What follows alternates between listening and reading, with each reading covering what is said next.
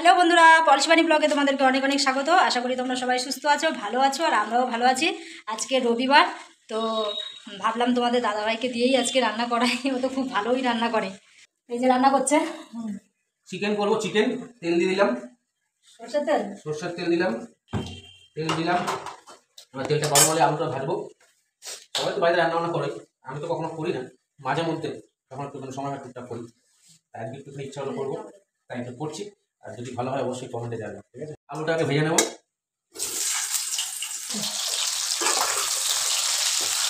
হলুদ দেবো,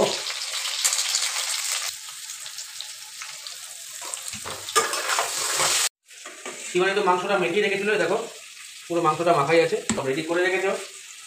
আলুটা লাল লাল করে ভাজা হয়ে গেছে, এবার আলুটা তুলে নেবো। আগে পেঁয়াজ দিয়ে দেবো, তারপর টমেটো দেবো। টমেটোটা দিয়ে দেবো, লঙ্কা, আদা, রসুন সব মিক্সিং হবে একসাথে। হলুদ,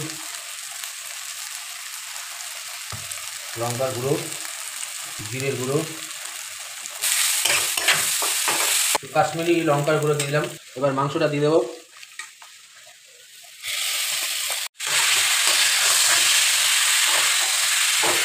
নুন দিয়ে দেবো পরিমাণ মতো, অল্প করে।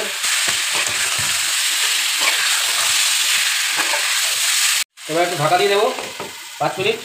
এবার ঢাকাটা তুলে দিলাম। কত তেল বার হয়েছে দেখো। এবার এর মধ্যে আলুটা দিয়ে দেবো।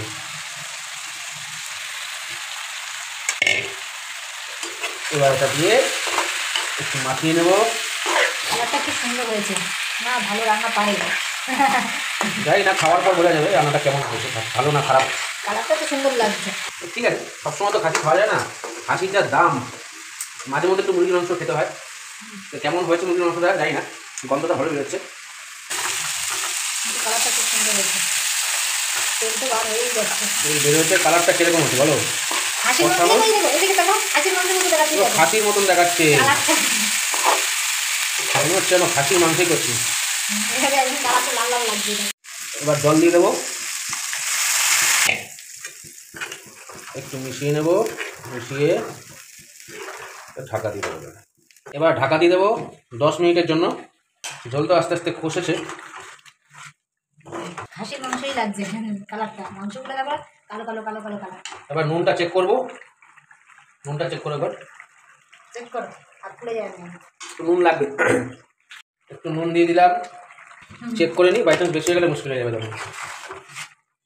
এবার দেবো সানরাইজ শাহি গরম মশলা। আমাদের মাংস কমপ্লিট, এবার তুলে নেবো, গ্যাস বন্ধ করে দেবো। যা ঝোল আছে এটাই ঠিক আছে, তো দেখা যাক। এটা তো ভালো লাগছে, টেস্ট করে তো ভালোই লাগলো, খাওয়ার সময় বুঝতে পারবো কিরকম হয়েছে। ঠিক আছে, চলো তোমরা এইভাবে বানাবে বাড়িতে মুরগির মাংস, আর কেমন হয় অবশ্যই কমেন্ট করে জানিও। আর আমাদের চ্যানেলটা সাবস্ক্রাইব করতে ভুলো না। নতুন নতুন রেসিপি বা নতুন নতুন ভিডিও দেখতে আমাদের সঙ্গে থাকো, পাশে থাকো। চলো টাটা।